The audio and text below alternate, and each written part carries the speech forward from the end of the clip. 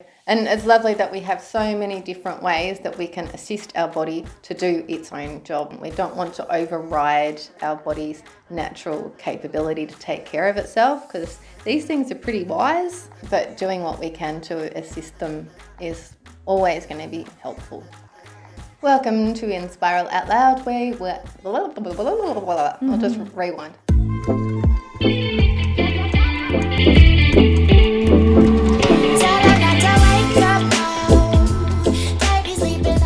Welcome to In Spiral Out Loud, where we're exploring ways to create a thriving world for all sentients. So we've had a few chats about the purification process with Ala Nur from Nurology, and we're going to continue on with that a little bit today. So how are you doing today? Fine, thank you. Very good. Hello. So I thought we would perhaps run with the physical aspects of detoxification, some of the different practices. And we had a chat recently just looking at some of the Western ideas versus some of the Muslim ideas around various aspects. And I thought it would be really interesting to explore that as far as physical practices go as well for health. So I'm just going to run through actually some of the practices that are in the book Detoxify for Health that you can use alongside vitamins and minerals and diet in order to help the body to just flush all of the various toxins out, from environmental pollutants, from medical pollutants, from radiation and other electromagnetic fields, from our food, from our clothes. Like, there's so many different areas that our body is taking in poisons constantly. And so the more different ways that we can assist the body to eliminate, the better. So I'll just start with, for instance, yoga. So there's a lot of different yoga styles. The one that I mainly use for detoxification is called Kundalini yoga. And there's a lot of repetitive movement, a lot of deep breathing that oxygenates the system, and it focuses quite specifically on different organs. So that can be very helpful to aid all different parts of the body to actually detoxify. So you can be working on the stomach, you can be working on the liver, on the kidneys, on elimination, on generating a sweat to get stuff out through the skin, even getting stuff out through the feet. There's other processes for the lymphatic system.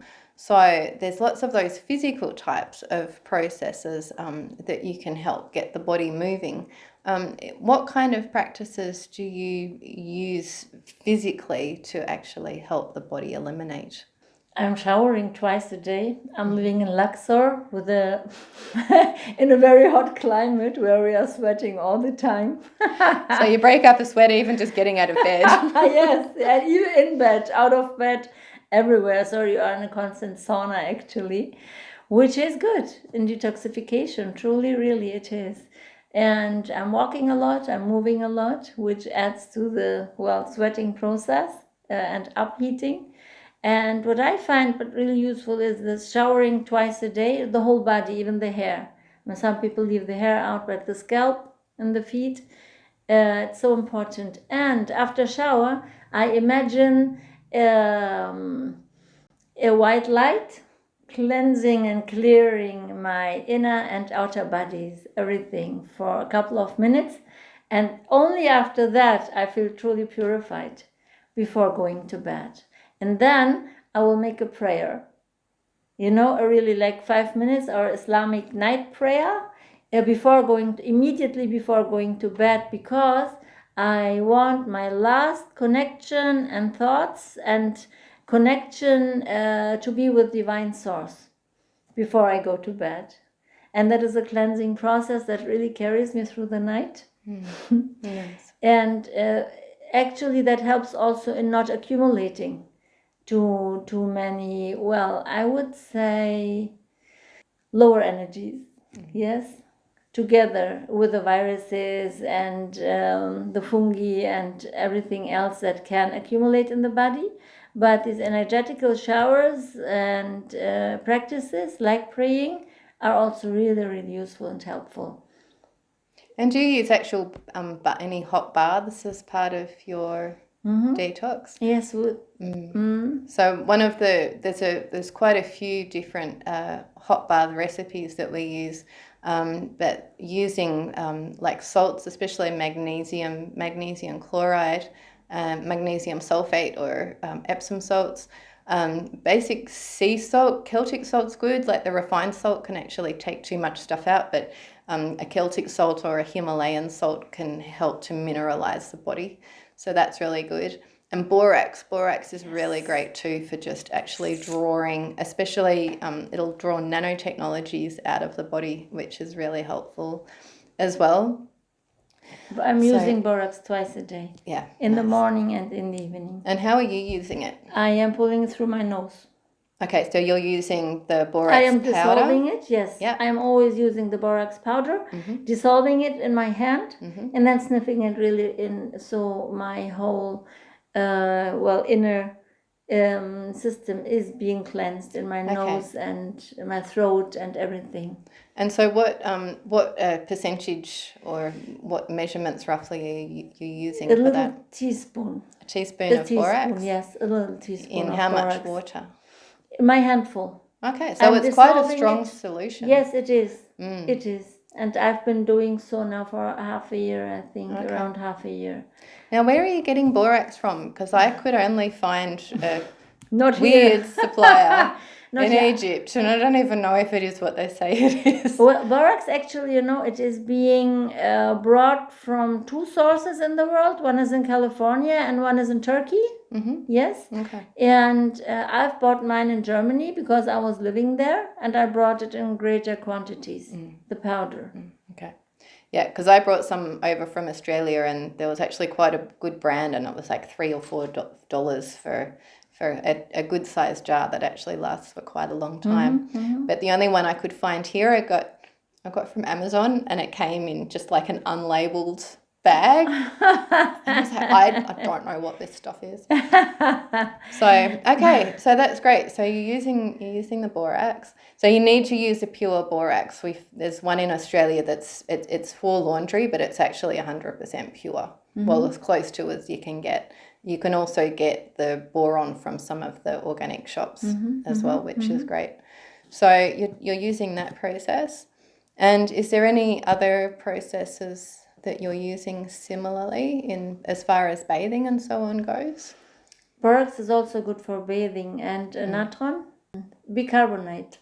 Yeah, we would call it bicarb soda. Yes. We use that as well. Yeah, a lot. For detoxification via the feet. That's really good to have a warm foot bath. Yes, foot baths are the best. Foot bath with bicarbonate. Yes, and lots of magnesium too. And lots of magnesium and even lemon, as essential oil even. Yes. Yes, we are still talking about oils, I think. Yes, for sure. And the other thing that I do, it's a little bit more difficult to do here in Egypt because cold water isn't so much of a thing. Doesn't really get cold. We've got a bore out the front and it gets water from 33 meters below the ground, and when it comes out it's warm. It's warm. But at least you can get kind of cool water. But in Australia, we used to always do a full cold shower at the end of every hot shower. And you can do a little song and dance to try and get into it, because it actually initially it makes you feel almost sick. And so you can start by actually just like rubbing your arm while it's under the cold water, and it kind of tricks the body into sort of accepting the cold. But you do your arms and your legs, and then gradually you move in and get your whole body under it. And what that cold shower does is it gives you a big blood rush, because all of your blood goes from your extremities into your organs, because it starts to protect your body, going, wow, it's going to freeze. I haven't done the whole ice bath thing. I know a lot of ice bath enthusiasts. I'm not quite that wild yet. I might get there. Maybe not in Egypt. The only place you find an ice is in your drink. But I find that would be so refreshing, and it would actually make your heart start racing. And so then when you get out of that cold shower, then the blood moves back out. So you're actually getting a whole refreshment of blood throughout all of your organs. So that's really helpful too. What you can Just not also here. achieve with dry brushing, yes? It's Well, dry brushing is similar a effect dry brushing is a bit different. in terms of circulation. Yeah, so dry brushing, that's another thing I was going to touch on. And dry brushing is excellent for the lymph. So if you want to do dry brushing, you need to start, well, the traditional way, as far as I understand it, is that you start on the sole of the feet and brush the sole of the feet. Then do the behind the knee, because you've got 3 major areas of lymph nodes. So behind the knee, about 8 or 10 times to stimulate it. Then you do the lower legs up to the knee. Then you do the groin, because you've got, again, a lot of lymph nodes there. And then you do the upper legs. Then you do under the arm, and then you brush from your hands up to under the arms. And then you've got the heart. So then you do your stomach and your buttocks and the lower back, shoulders, and you bring everything towards the heart. Because the lymph is like just underneath the skin. So it doesn't need a deep pressure like massage to move it. So that's how we do that traditionally. But what kind of process do you do with dry brushing? Does that sound similar, or do you have a different process? No, it's similar, and it's also actually good, really, since I've healed my bones with borax, my broken bone actually, and I think borax was a major player in that. I really put borax on many things, on my toothbrush, on my dry brush. I use it really in many, many ways. So I would maybe add that practice to put a little borax on the brush and brush through your body with that, because it makes actually your body alkaline. Yes, it takes all the acidity away that comes with toxins and an overdose of toxins. So that borax may also be helpful there. Now, I would just say, if you're using it with your toothbrush, you can take it internally, but the dose is really, really small. So we were told to take about an eighth of a teaspoon, put it in a litre of water, dilute that, then take about an eighth of a teaspoon of that litre and put it in a glass. The official dilutions are actually a bit stronger than that, but that's what I did. And even at that strength, just a little bit was enough to put my body into full Herxheimer reaction, because I had a lot of heavy metals in my body. And I was very, very sick for about an hour or two. I just had to lie down. So if you're going to use it as toothpaste, don't swallow it. Yes. Yeah. And I must say, I mean, as a certified naturopath, I have to say that it is not recommended naturally from the authorities, the use of borax. No. It is actually forbidden. You have to know that. That's in some countries you cannot even officially buy it, and it is being declared as household cleaner. Well, that's why we had to buy it in the laundry department. Yes. Yeah. And so you have to be aware of that. I have been experiencing borax for the first time actually on the path of the pineal gland activation and the researches for my book about it. And in my first book, I did not add it because, it is forbidden, and I did not want to inspire anyone to use something that is officially forbidden. But when I experienced the effects on my own body, and also in different doses, starting really small, and then now I am able, after like maybe 2 or 3 years using it, to take doses without getting bad. Sometimes I get a little bit of a stomach, because it really turns the acidity in the stomach to alkaline. Yeah. And that's not really good before you eat, for example, something. But normally I found in a German book, an old German medical book, that, for example, if people are sensitive to food, or drink milk or any other things that you want to consume but can't because of allergic reactions or something, you can add a little borax and consume it then. And you will not have the allergic reactions. I did not try that, but I found it interesting to have this recommendation in a around 100 years old German medical advice book. I'd be really curious to look into that, because usually allergic reactions are due to some kind of permeation in the gut, like leaky gut or something like that. So, yeah, I'm not quite sure how that works, but it would be interesting to look. Yes. So talking from the official side, borax is forbidden. Yeah. Talking from the personal experience side, and this is some clients' experiences side, it works really well in pineal gland detoxification and general body detoxification, in bone strengthening, in arthritis, in really many cases. And there is a good article, The Borax Conspiracy. You can find it at PDF in the net, The Borax Conspiracy, where you can read into this subject. It is very, very interesting. Very good. And yeah, that should be stressed actually. A lot of the things we will be talking about, especially things that you can use as a supplement, then they're definitely not FDA approved. And also there's no specific quantities, and so I talk about a lot about this in the Detoxify For Health book.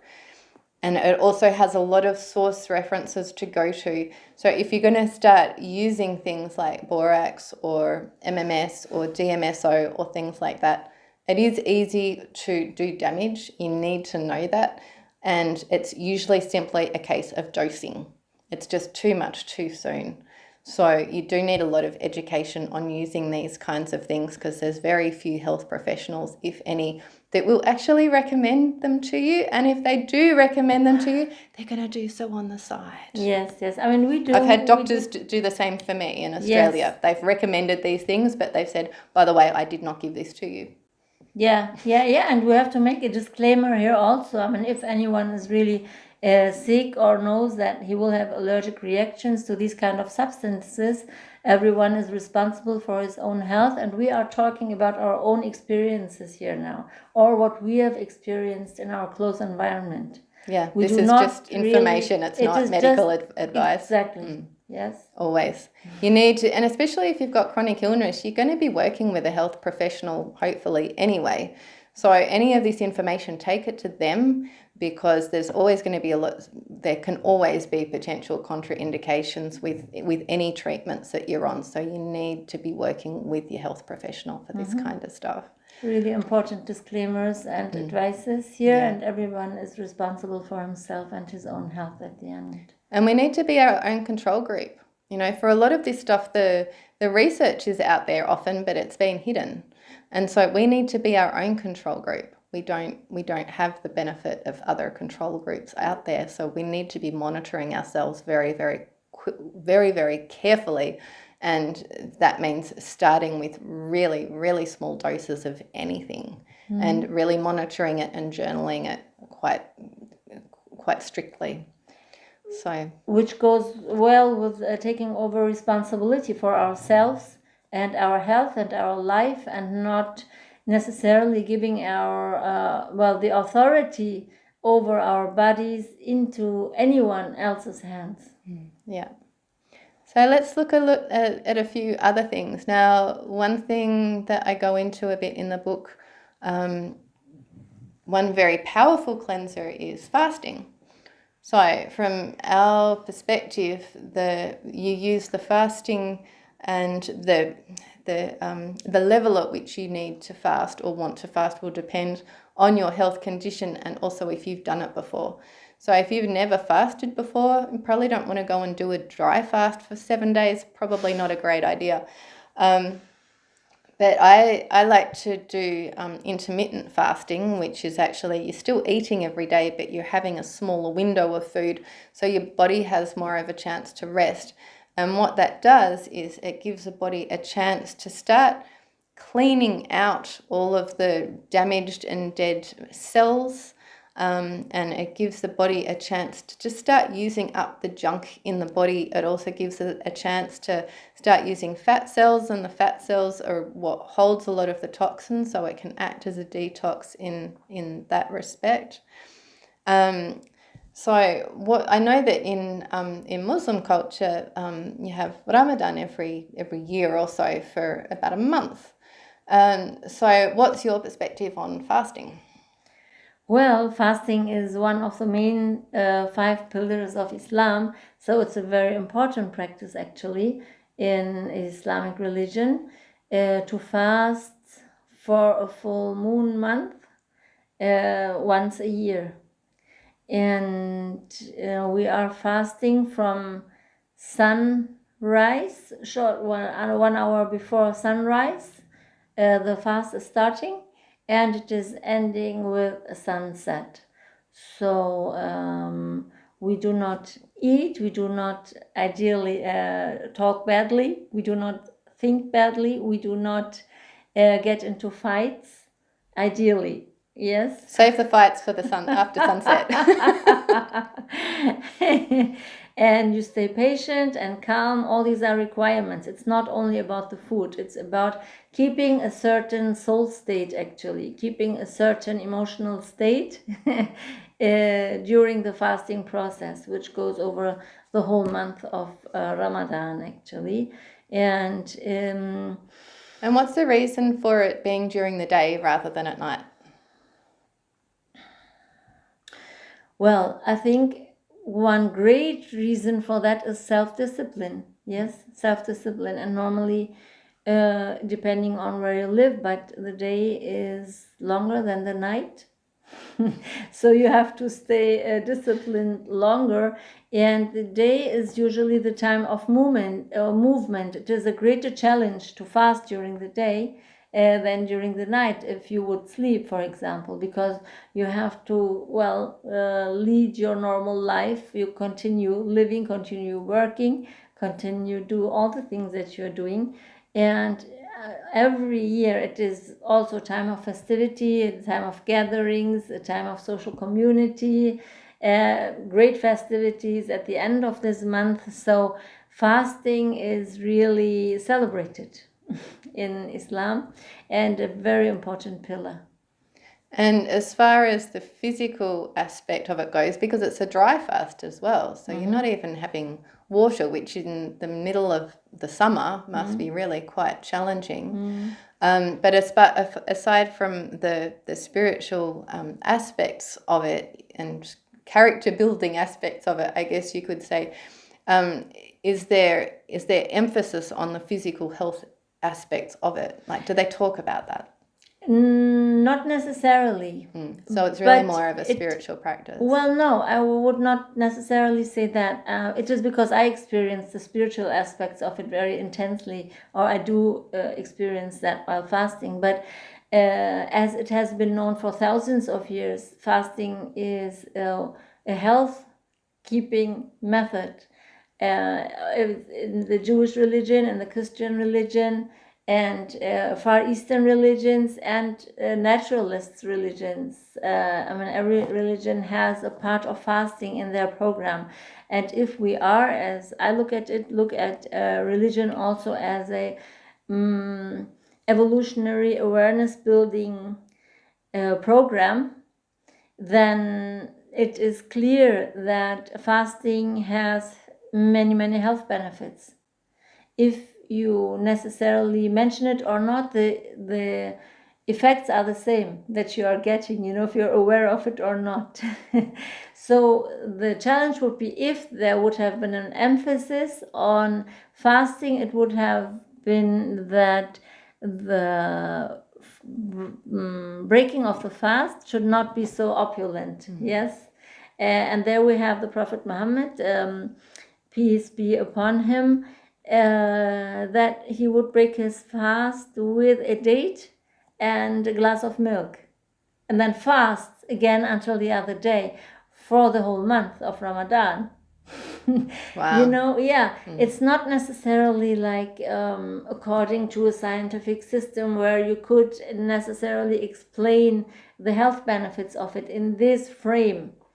But as a social affair, and really, it is a social affair. Fasting in Ramadan in Muslim countries, if anyone has experienced that, is a social affair. Everyone is waking at the same time, eating at the same time, breaking fast at the same time, and having the morning breakfast before sunrise at the same time. So it's a cultural event actually, and so it goes far beyond the health benefits on the body, but we still enjoy the health benefits if you are not sleeping the whole day, which some resort to in these heat experiences. If it's too hot or something, many people do. I was thinking, if I can do inverse Ramadan, I'll just like do my normal life. And no. Great, thank you for that. And what have we got else? Oil pulling.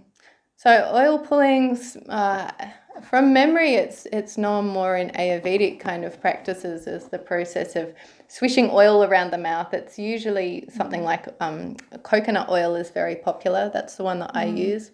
And people have used olive oil and probably butter and things like that as well. I don't know, there's a bit of sugar in butter. You can use ghee. Ghee? You can use ghee. Okay. You can even sesame oil is very good. Sesame oil, okay. You can even use olive oil. All kinds of oils that are really pulling toxins out. So they're pulling the toxins out, and they're also like getting right in and helping to draw out plaque and things like that. People that need to rebuild their teeth, that don't really want to go and do modern dentistry, will use it to help rebuild the teeth. So the idea is that you swish the oil around for about 20 minutes. So it's a good thing to do if you're about to have a shower or something like that. Any kind of morning practice where you don't have to talk. If you're in a busy social house, it can be a bit difficult. You need to do an interpretive dance so that people don't expect words to come out of your mouth. But the one thing with it is, when you spit it out, don't spit it into the sink or the toilet, because it might seem liquidy, but as soon as it comes out and settles, it's going to go hard.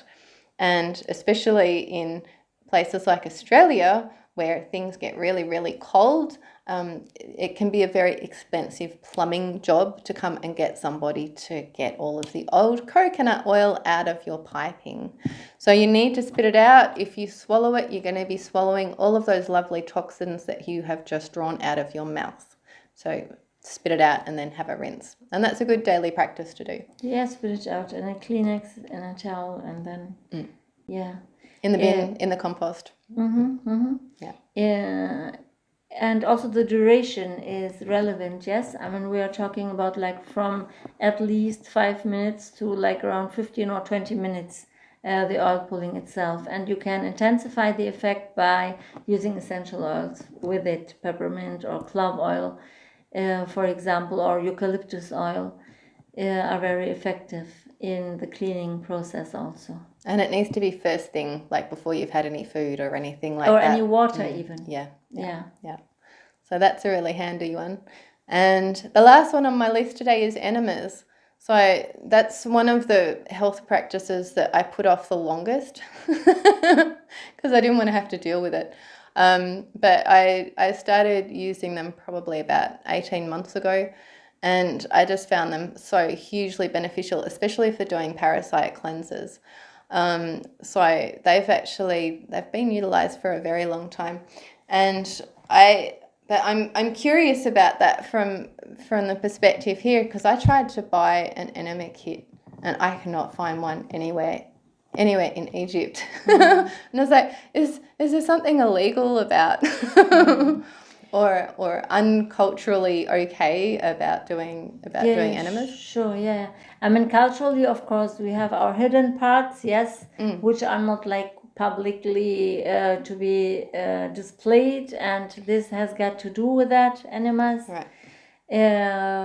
So I would really say that modern medical systems have overtaken these old efficient cleaning systems, yes, that were really widely spread, what I can say from Europe. In Germany, it was widely spread, and you can get enemas everywhere.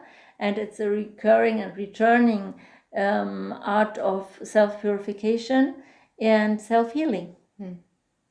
Yeah. Very, very popular in naturopathic medicine. And in Australia too, like Yes. there's whole colonic irrigation, like health centres and things like that. And they're very helpful for when the body it's just overloaded and can't actually get rid of stuff. And I used to think that surely the body would have its own mechanisms for shedding things, but we're in a situation now where our diets are just so far removed from what they naturally should be. And we're just so surrounded by things that are causing all sorts of inflammation and overgrowths of all sorts of, molds and toxins and things. And, our systems just have way too much to flush out. So being able to help the body along with that is really beneficial. And as far as additives go, so I've used basic salt and baking soda, sometimes MMS if I feel like there's something that needs to be cleaned, to be knocked off. And one thing that's hugely popular is the, I was just trying to think of the guy's name. I want to say Gestalt therapy is something completely different. It's a word like that. I'll find it up. I'll edit it in. But using coffee enemas. And if you're using those, normally if I'm doing it, I'll lie on the left-hand side because the intestine's coming down on the left, so it sort of allows the liquid to come in on the left-hand side and really bulk up that area. But if you turn on the right, then the liquid's going to be sitting right over the liver. So if you're wanting to do a liver cleansing enema with the coffee, you need to turn over onto the right. Now, I did that quite a few times and it was quite successful, but then the last time I did that particular one, I actually caused quite a bit of upset and caused like chronic constipation for about 2 weeks. And so I think it was actually just too strong, but somebody then had mentioned that if you use coffee, if you have a parasite infection, it can actually excite the parasites and make them grow or just excite them somehow. And so I think that's what actually happened. So, things like that are good to be aware of. Again, if you're going to undertake any of this kind of practice for the first time, you need to work with a health professional that can guide you on this, because it's not a one size fits all.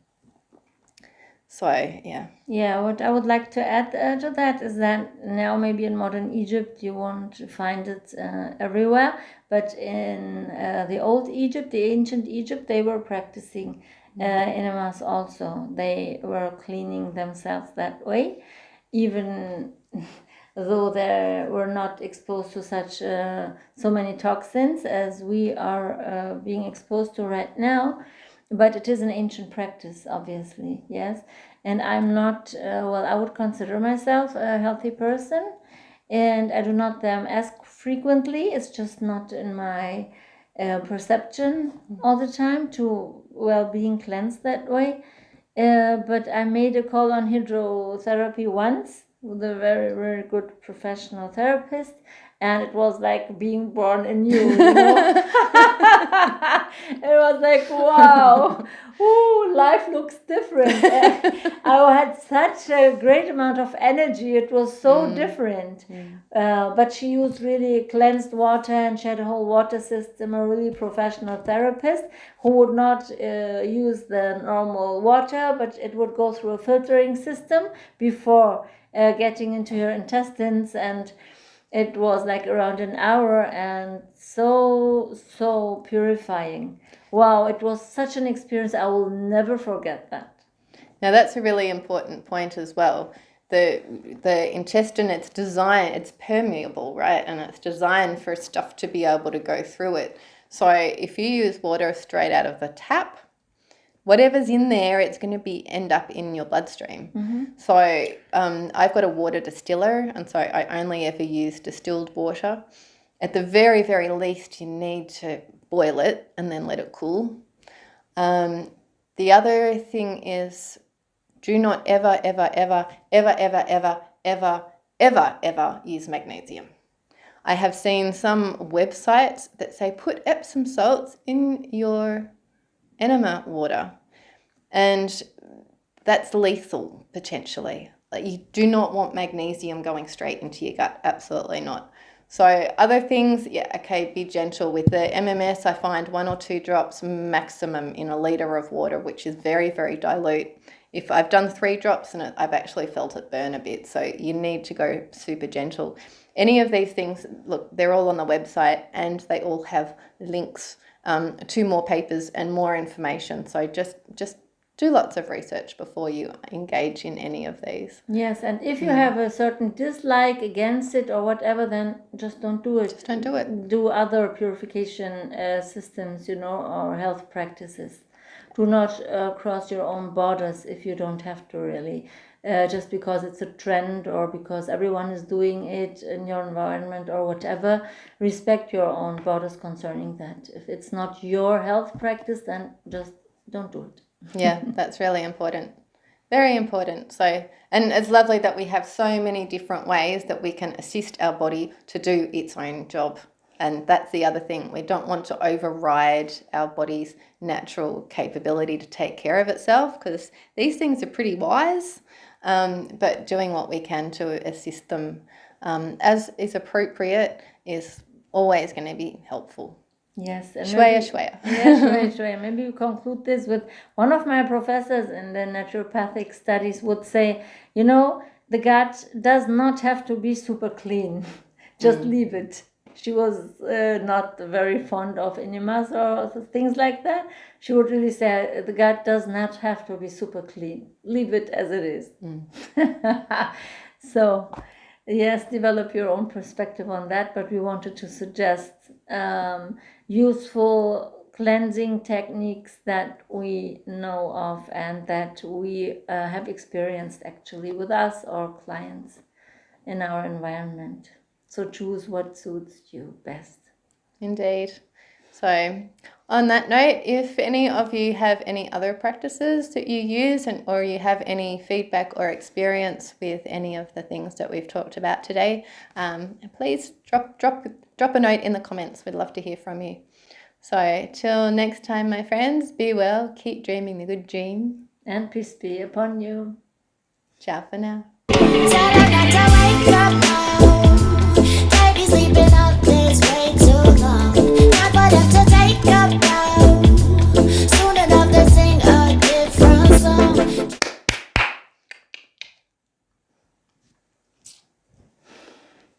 We're all professionals around here.